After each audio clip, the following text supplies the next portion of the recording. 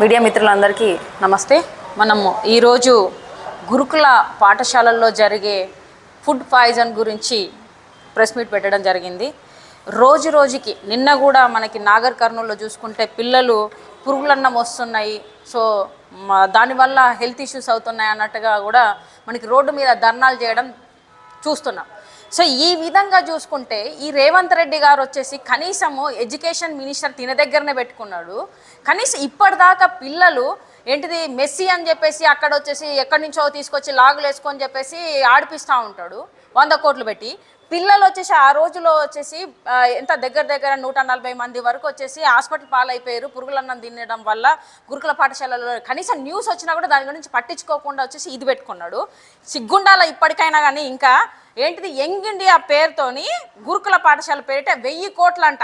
1000 కోట్లు రేవంత్ రెడ్డి భారీ దోపిడీ అని డైరెక్ట్గా వాళ్ళే పేపర్లలో అంటే ఆయన చేస్తున్నారు దోపిడీ అనేటట్టుగా వస్తుంది చూసుకుంటే. ఏంటిది దీంట్లో గురుకులకు మరోవైపు వచ్చి యంగ్ ఇండియా గురుకుల పాఠశాల పేరిట ఒక్కో స్కూల్ భవనానికంట 200 కోట్లు అని చెప్పేసి అట్లా చెప్తున్నాడు. సో ఇక్కడ చూసుకుంటే ఎన్ని ఏరియాలలో మనం చూసినా కానీ పురుగులన్నము నాణ్యం లేని భోజనము, ఈ విధంగా హాస్టల్లో సమస్యలు, ఆడపిల్లలకు కూడా సమస్యలు ఉన్నట్టుగా కూడా ఏది మొన్న మనము అమీర్పేట హాస్టల్లో చూసుకుంటే దరిద్రంగా కూరగాయలు కూడా ఏ విధంగా ఉన్నాయని చెప్పేసి మనం అన్ని విజువల్స్లో చూసినాం, మీడియాలో వచ్చింది కూడా అది. కనీసం ఏంటిది పిల్లల యూజ్ చేసే ప్యాడ్స్ దాంట్లో వచ్చేసి అన్నం రైస్ని కడుగుతున్నారు అన్నట్టు కూడా చెప్తున్నారు. అంటే ఈ విధంగా పర్టికులర్గా చెప్పడానికి కారణం ఎందుకు అంటే ఇంత దారుణమైన పరిస్థితుల్లో మీరు అసలుకి ఈ ప్రభుత్వాలు ఏం చేస్తున్నాయి గురుకుల పాఠశాలల్లో పిల్లల్ని వేయడం అనేది.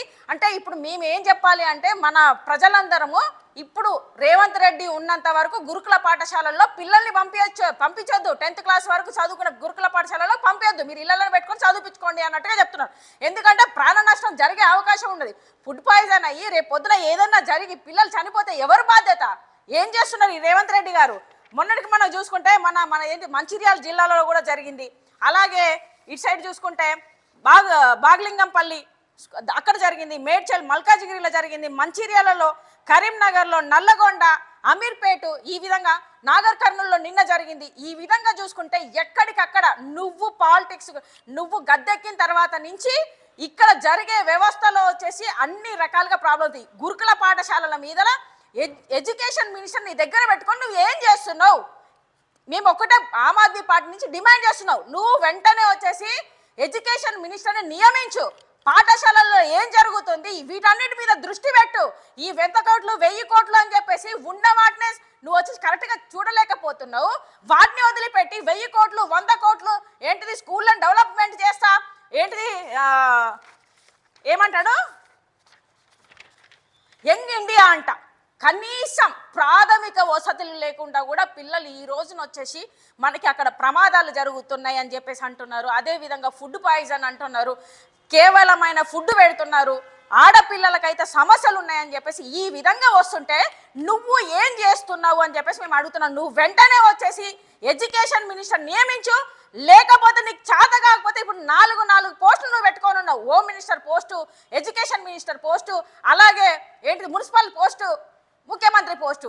ఈ విధంగా చూసుకొని నువ్వు ఏం చేద్దాం అనుకుంటున్నా ప్రజలను? ఖబర్దార్, నేను ఒక్కటే, పిల్లలందరికీ ఏదైనా జరిగితే మాత్రం ఆమ్ ఆద్మీ పార్టీ ఖచ్చితంగా నీ మీద పోరాటానికి సిద్ధంగా ఉందని చెప్పేసి నేను తెలియజేస్తున్నాను. వెంటనే నువ్వు వచ్చేసి ఎడ్యుకేషన్ మినిస్టర్ నియమించాలి, లేకపోతే ఖబర్దార్ మేమందరము మళ్ళీ ధర్నాలకు దిగుతాము. అదే ప్రజలు కూడా ముఖ్యంగా మీరు ఆలోచించాలి. పిల్లల్ని గురుకుల పాఠశాలలో వేసేటప్పుడు అక్కడ ఏం జరుగుతుంది అన్ని అక్కడ అవేర్నెస్ తీసుకోండి, ఏం జరుగుతుందో చూడండి. ఇప్పటికైనా ప్రజలందరూ బయటికి రావాలి, పిల్లల్ని సేఫ్టీగా పెట్టాల్సిన బాధ్యత మనందరికీ ఉన్నది. కాబట్టి దయచేసి దీని మీద చర్య తీసుకోవాల్సిందిగా ప్రభుత్వాన్ని కోరుతున్నాం. మేము ఆమ్ ఆద్మీ పార్టీ నుంచి డిమాండ్ చేస్తున్నాం, వెంటనే మీరు వచ్చేసి విద్యార్థులకు నాణ్యమైన ఆహారం అందించాలి.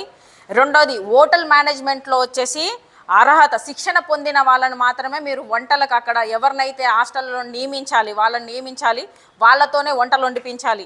అలాగే హాస్టల్లో మంచినీటి సౌకర్యం కూడా కల్పించాలి. ముఖ్యంగా ప్రతి గురుకుల పాఠశాలల్లో వైద్యులను నియమించాలి. ఎందుకంటే ఫుడ్ పాయిజనింగ్ ఇవన్నీ ప్రాబ్లమ్స్ అవుతున్నాయి.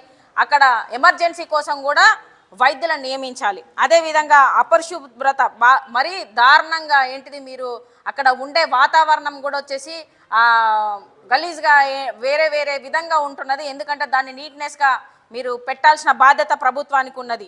ఈ నిర్లక్ష్యం పాటించొద్దు. అట్లనే వచ్చేసి ఆడపిల్లలు మహిళా గురుకుల కళాశాలలో కనీస వసతులు ఉండాలి. ఎందుకంటే బాత్రూమ్స్ కానీ శానిటరీ ప్యాడ్స్ కానీ వాటికి సంబంధించినవన్నీ కరెక్ట్గా చూసుకోవాలి. అదేవిధంగా నిర్లక్ష్యంగా పనిచేసే వార్డెన్ల పైన మాత్రం ముఖ్యంగా చర్యలు తీసుకొని మీరు వెంటనే వాళ్ళని వచ్చేసి వేరే నియమిస్తారా, వాళ్ళ మీద చర్యలు తీసుకుంటారో తీసుకోవాలని చెప్పేసి కోరుతున్నాము.